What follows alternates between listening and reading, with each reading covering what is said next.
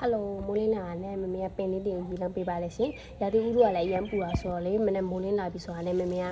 တို့စိုက်ထားတဲ့ပင်လေးကိုအရင်ရေလောင်းပါလေ။တစ်ပင်လေးတွေလည်းရေလောင်းပြီးပြီဆိုတော့မမေကဖျားစင်မှာရှိတဲ့ဖျားရည်ချမ်းလေးကတ်တဲ့စီမီလေးတွေလည်းပူစော်တယ်။မွေးနဲ့သားလေးတွေပူစော်ပြီးတော့မမေကနေတိုင်းမနေ့မိုးလင်းလာပြီဆိုရင်စိုက်တဲ့မွေခင်ဖျားရှိခိုးပါလေရှင်။ညဘက်ဆိုရင်လည်းမမေကနေတိုင်းပထန်းဖက်ပါတယ်။ပထန်းဖက်တာချင်းရဲ့ကျိုးရကြတော့ဘာဖြစ်လဲဆိုတော့လေသူက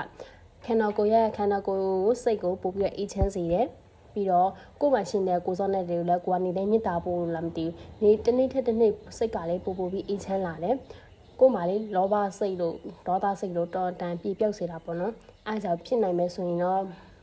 နေတိုင်းကိုလေချိန်လေးပေးပြီးတော့ပထန်းရော့တာပို့ပြီးတော့ကောင်းတယ်လို့ပြောပြချင်ပါနဲ့ပြီးတော့မမေကပြားရှိခိုးလည်းပြီးပြီဆိုရင်တော့ဆိုင်ထဲမှာရှိနေတဲ့ဟာလေးတွေကိုမှိုက်လေးတွေကိုသိမ်းပါမယ်မမေအထဲတွေပဲချုပ်တာဆိုတော့လေဆိုင်ထဲမှာရှိရတော့မှိုက်ကတော့တခြားဟိုင်တော့မရှိဘူးပေါ့နော်ပိတ်စတွေပဲရှိပါတယ်မမေကဆိုင်ထဲမှာရှိတဲ့မှိုက်လေးတွေပါလေးလည်းသိမ်းပြီးတော့ဆိုင်ထဲမှာလည်းဖျားစင်လေးရှိတာဆိုတော့ဖျားစင်မှာ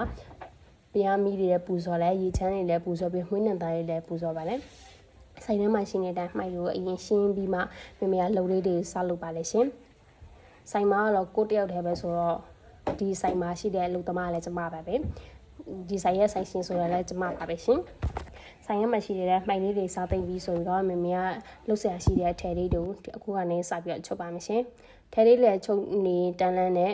အင်ဂျီတစ်ထည်တော့မမေကပြီးအောင်ချုပ်လိုက်ပါတယ်အင်ဂျီလေးတစ်ထည်ပြီးပြီဆိုတာနဲ့ဒီနေ့ကတော့နေ့လည်စာစားဖို့အတွက်အရင်သမင်းချက်ရပါမယ်ဒီနေ့ကတော့မှုလေးတွေစင်ပြေလာဆိုတော့မှုလေးတွေကိုဟင်းကြိုလေးချင်းဆက်ဆက်လေးဟင်းကြိုလေးချက်စားပါမယ်ရှင်မမေကမိဖို့ကြောင့်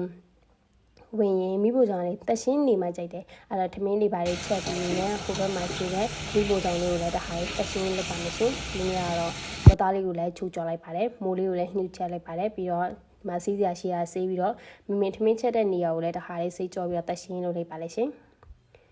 ဒီနေ့ကတော့ဘလော့လေးကတော့ဒီမှာပဲဆုံးသက်လိုက်ပါမယ်ရှင်နောက်ဘလော့လေးကမှထပ်ဆုံးပါမယ်ရှင်ဒီနေ့ကတော့